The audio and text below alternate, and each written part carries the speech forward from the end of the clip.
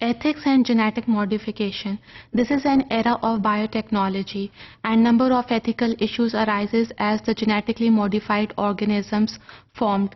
So in order to go into the detail of ethical issues, first let's talk about the genetic modification. What is genetic modification? It is an alteration of genetic material, for example, in the field of agriculture, that is capable of producing new organisms or producing new functions. This is known as biotechnology, genetic engineering, recombinant DNA technology, or even gene splicing. Now, gene editing is one of the technique used in the field of genetic engineering, in which the DNA is inserted, replaced, and ultimately removed. One of the Chinese scientists said that we have genetically modified human embryo. They have tested 86 embryos. Actually, they used the technique of gene editing. So they injected 86 embryos, 71 survived, 54 were genetically tested, and 28 were spliced embryos. It means that 28 human embryos contain the gene of interest. Actually, what they do, they modify the gene which is involved in the disease known as beta thalassemia. I hope you people know that beta thalassemia is a fatal blood disorder. So they modify the gene and prevent the transmission of this gene into the offsprings. Now, transgenic is also a technique of biotechnology, and this technique is used to treat many diseases, for example anemia, by adding folic acid in the wheat, and even for the treatment of diarrhea in children. Similarly, transgenic plants were developed, such as potatoes with high protein content, rice with high vitamin A level. The best example of transgenic organism is a mule. It is produced by the mating of horses and donkeys. Similarly, this field plays a very important role in the field of vaccinology. For example, DNA of human tumor fragment is inserted into the tobacco plant. That helps to develop the vaccine against Hodgkin lymphoma. And the same method, that the DNA fragment is first cutted out, then inserted into the tobacco plant. The same procedure is used for the flu vaccine. Now, Favor Saver tomato is actually a genetically modified tomato. Now keep in mind that not only genetically modified plants contain the gene, but all plants contain normal genes for their functions. For example, in Favor Saver tomato, there is no alien gene. So which gene is modified? These are the natural genes which are present in the tomato. The genes specifically involved in the ripening of tomato.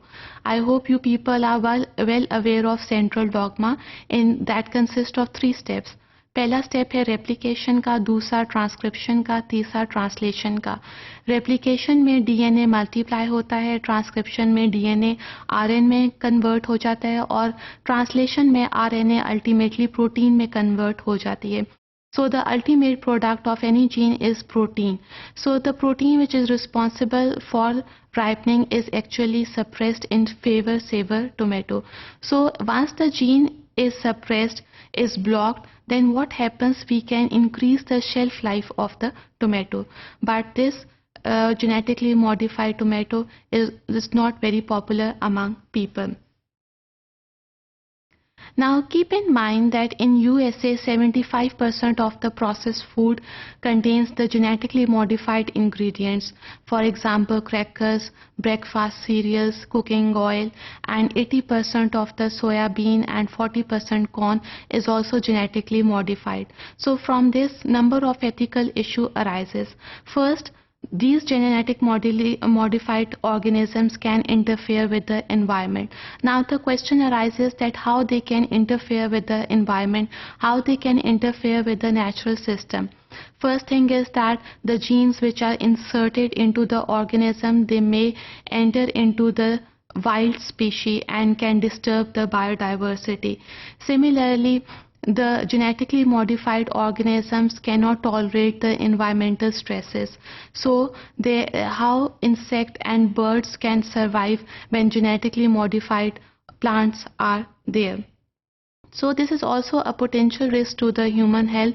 For example, allergies are occurred in number of human beings by eating these genetically modified food. So nowadays research is going on those crops that has the ability to produce pharmaceuticals. So crops are genetically modified in such a way that they can produce crops which are able to produce pharmaceuticals. Such crops are known as pharma crops. Now the other ethical issue is of socio-economic effects. Genetically modified technology is not a technology of today. पहले farmers decide करते थे कि उन्होंने कौन सा plant को grow कराना है और उनको हार्वेस्ट कराना है, कौन से प्लांट्स रेजिस्टेंट हैं पेस्ट के साथ, वेदर चेंजिंग के साथ, डिजीजेस के साथ. So now this technology which is known as traditional biotechnology is getting more advanced because of the molecular techniques in which genes can be inserted or deleted. Genes can be shuffled between the two organisms. So socio-economic effects occur at a small scale farmers. When then how can they proceed the basic research when major advances are take place in the field of biotechnology. Then the genetically modified organism, for example, frog, sheep like dolly, these entities have their own rights and protections, and these entities have to be protected ethically because so that their feelings cannot be disturbed. Similarly, there should not be unethical personal, social, cultural consequences. But if unethical consequences occur, then who will be responsible? इसी तरह number of fundamental issues in new organisms के create होने की वजह से bioethics में आ जाते हैं.